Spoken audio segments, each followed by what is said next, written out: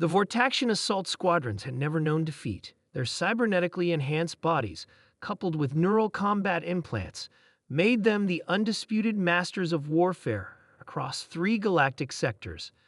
They moved with mechanical precision, their forearms wielding plasma rifles and gravitational disruptors with devastating effect.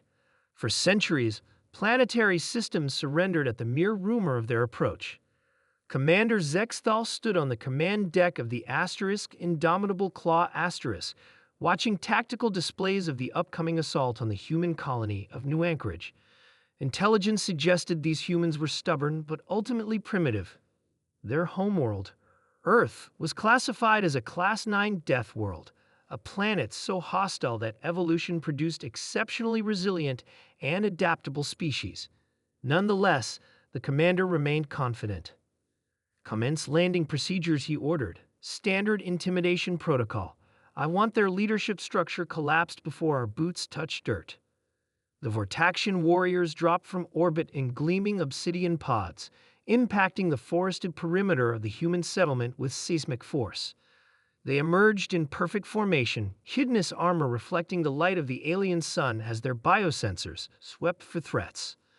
Only silence greeted them. "Command, perimeter appears abandoned," Sub-Commander Devex reported. "No defensive emplacements detected. Proceeding to settlement center." The squadron advanced through empty streets. Buildings stood intact but vacant, as if the population had simply vanished. Tactical doctrine suggested an evacuation, perhaps triggered by early detection systems. "Biosigns detected in central structure," a scout reported. Multiple readings clustered. Commander Zexthal's mandibles clicked with anticipation. Survivors. Civilians hiding. Standard procedure. Secure the building and extract leadership figures for neural interrogation. The assault team surrounded the concrete structure, a primitive government building by all appearances. As they prepared breaching charges, a strange sound emerged from speakers mounted on nearby poles. It began as a low, rhythmic thumping that reverberated through their exoskeletons. Then human voices joined in, a deep, harmonized chanting that built steadily in volume and intensity. The Vortaxians' translator implants struggled to interpret the archaic language, but fragments came through. Asterisk, blood makes the grass grow. Asterisk, asterisk, kill them all. Asterisk. Devex's appendages twitched involuntarily. Command, humans employing sonic weapons. Request permission to neutralize audio systems.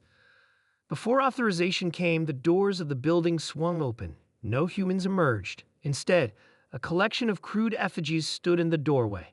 Humanoid shapes constructed from branches and cloth, adorned with what appeared to be animal skulls and splashed with red pigment. The figures swayed gently in the breeze. Primitive totems, the tactical officer assessed. Religious artifacts, no threat detected. Then the chanting stopped.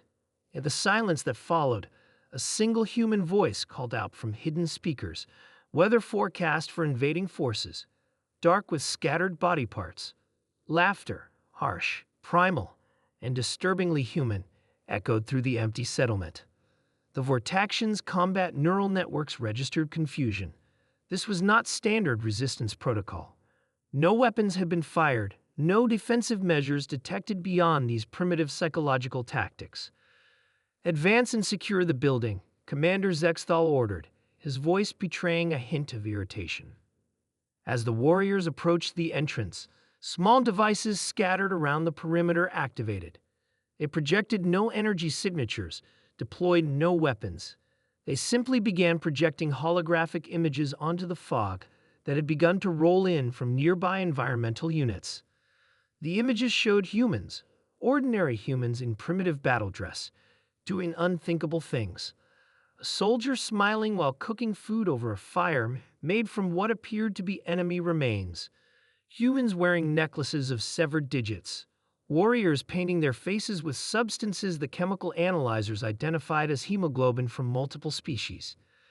And they were singing while they did these things, singing and laughing.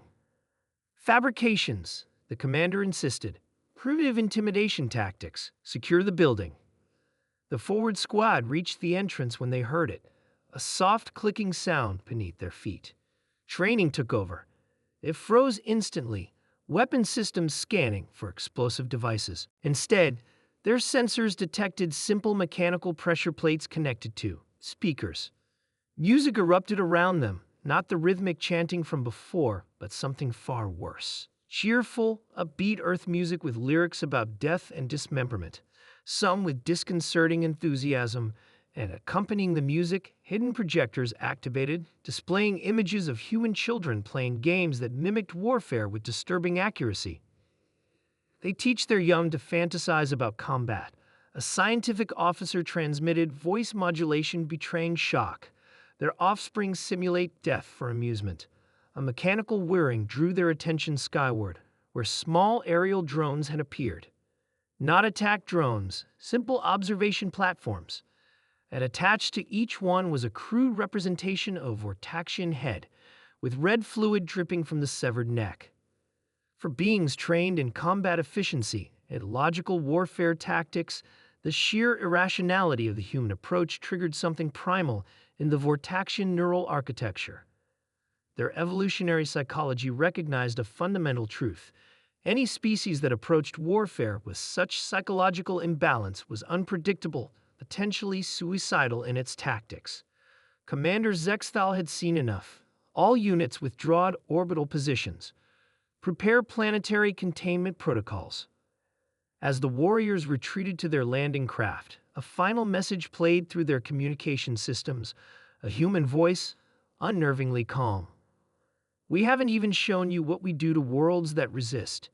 These were just the recruiting videos for our kindergartners. Come back anytime.